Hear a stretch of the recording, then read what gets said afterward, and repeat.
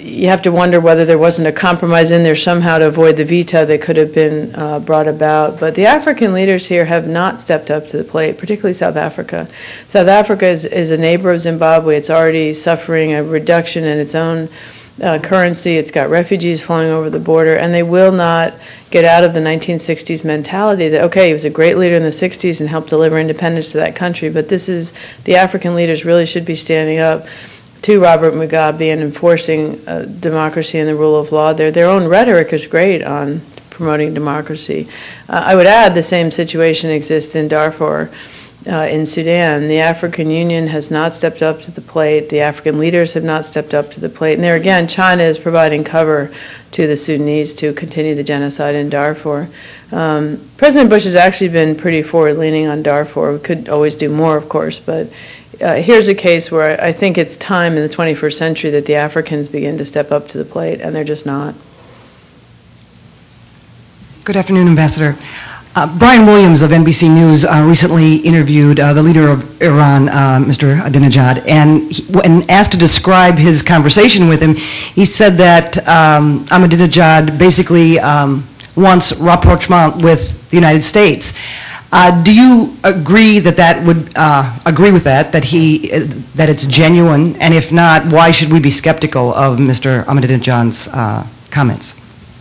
I don't know if any of you saw the Daily Show last night, but he had Brian Williams on, and it's worth a retake. He excoriated him over this whole issue. It was pretty funny. We should be skeptical of President Ahmadinejad. This is a man who denies the Holocaust, openly calls for Israel to be wiped off the face of the earth.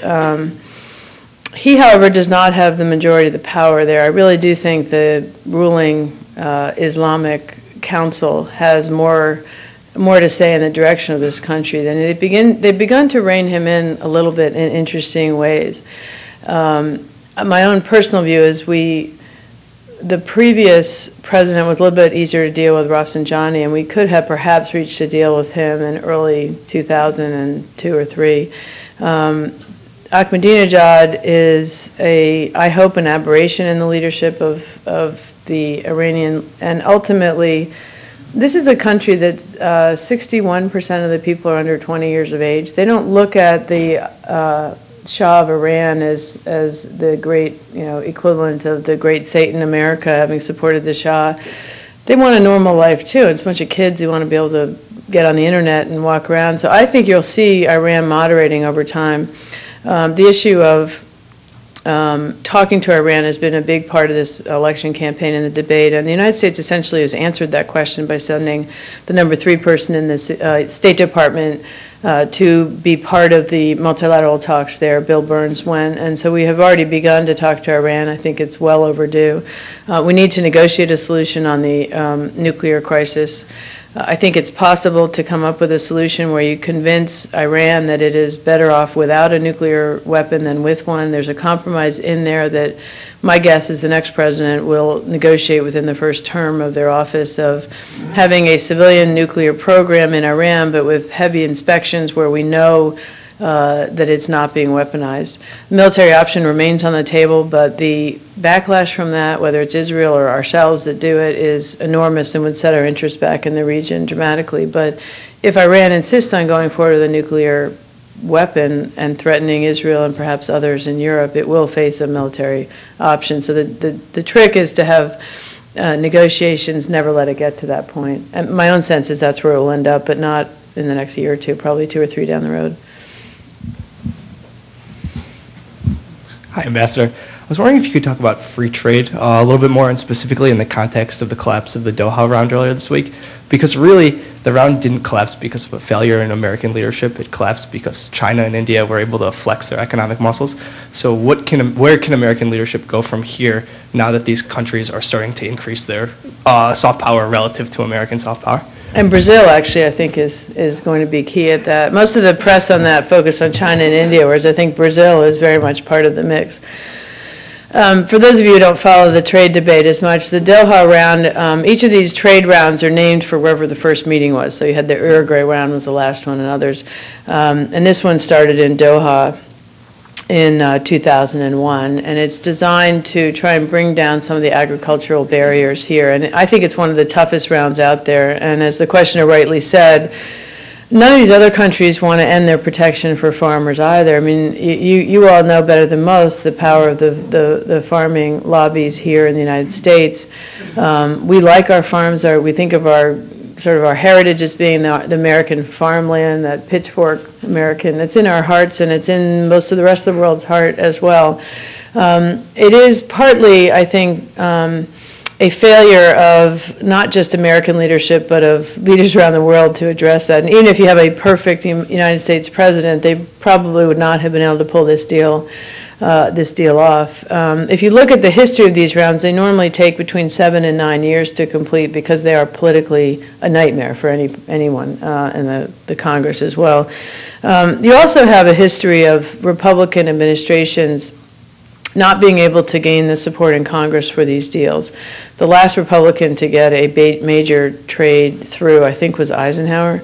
The Democrats tend to have a better luck at convincing their colleagues that they will do a better job of assisting those affected by trade changes and a better job in the labor and the environment. And so I think if you get a Democratic president next time and a stronger Democratic Congress, you'll likely have, and it's counterintuitive because the Republicans are presumably better free traders than the Democrats, but they're not able to sell it to America. So I think McCain will have a much harder time getting this through than if Obama wins. But I think the challenges are not just here in the United States. I think it's easier for us to do it, frankly, than it's going to be for the Brazils and the Chinas and the Indias of the world. And you need to have it coupled with a new effort here in the United States to revive this economy so you can sell through. It's really hard to sell, and it's not really free trade, but a global reduction of trade barriers when America's in a recession.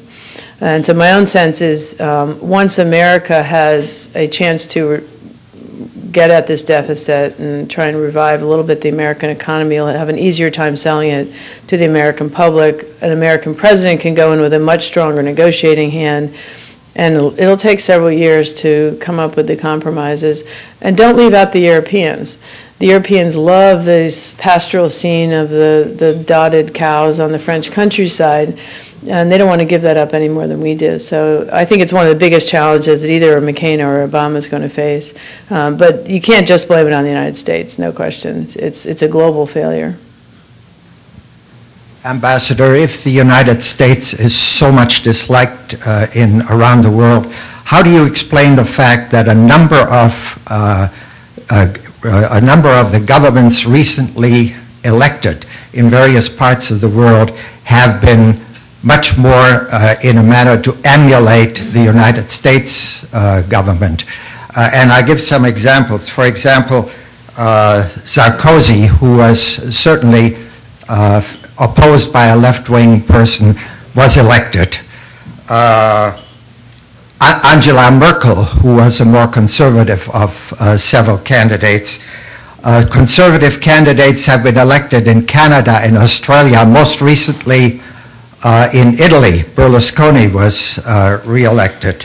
And so on in Eastern Europe also. How do you explain this if we are so disliked? Well, I think if you look at politics, as Tip O'Neill said, all politics is local. And I don't really think George Bush factored in any of those elections. What you're seeing in France was a reaction actually more against Mitterrand and a weak candidate. The woman running against Sarkozy ran a terrible campaign. Sarkozy's pretty low in the polls right now, so we'll see what happens. And these things all have cycles. Merkel in Germany, it was much more Schroeder and his policy towards the Iraq War, his economic policies. I think it was an anti-Schroeder vote, not a pro-Bush vote. Berlusconi, the Italians, I think the last thing the Italians would do is let the U.S. affect who they're electing. I think, again, all of these are local elections. For those candidacies, there are other instances around the world where you have more leftist leaders winning as well.